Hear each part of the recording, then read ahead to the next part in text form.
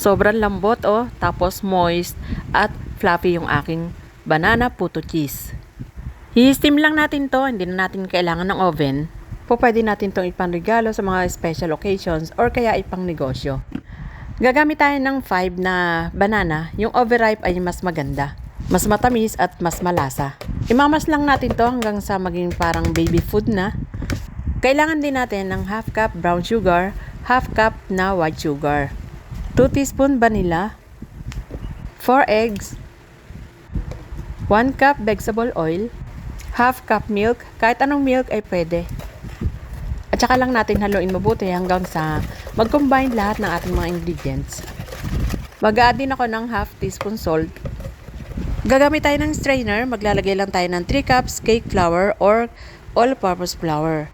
Mag-add din tayo ng 2 teaspoon baking soda, 2 teaspoon baking powder, half teaspoon cinnamon powder. Kung wala kayo nito, ay pwede naman skip, kaya lang. Siyempre, mas masarap yung may cinnamon powder. And then, tsaka lang natin salain. Haluin lang natin mabuti hanggang sa mag-combine lahat ng ating mga ingredients. At pagkatapos niyan, ay mag-prepare na tayo ng cheese.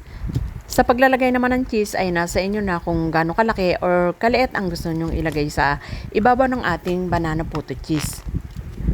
Yan, i-cut lang natin sa naayong laki or kapal na gusto nyo. Pwede rin na grated cheese yung ilagay natin sa ibabaw.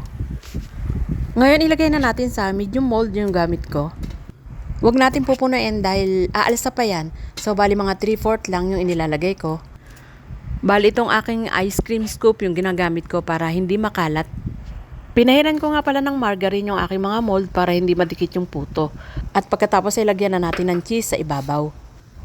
Siguraduhin lang natin na kumukulong ng mabuti yung tubig bago natin ilagay itong ating puto para tama yung ating cooking time. I-steam lang natin to ng 12 minutes over low heat. After 12 minutes, ayan ganyan na itsura niyan. Pagkatapos ay hanguin na natin at ilagay muna sa plato at hayaan mo nang lumamig kahit konti bago natin tanggalin sa mold. Then, isunod na natin itong ating second batch. Ganyan lang yung gagawin natin hanggang sa maubos natin lahat ng butter. Bago isa lang ay maglalagay na ako ng cheese para mag-melt. Maganda nga pala yung kinalabasan ng kulay ng aking banana puto cheese dahil nga half cup brown sugar at half cup na white sugar yung nilagay ko. Ayan ang ganda ng kinalabasan ng kulay. Pagka kasi pure na brown sugar ay medyo dark na yung magiging kulay niyan. Bali nakagawa nga pala ako ng 60 pieces na medium mold sa aking 3 cups na cake flour. Ayan very soft, fluffy, at ang sarap lalo ko ipapartner mo sa kape. Yummy! Ayan, i-ready na yung drinks nyo, kapartner ng ating puto. Okay, enjoy and thank you for watching!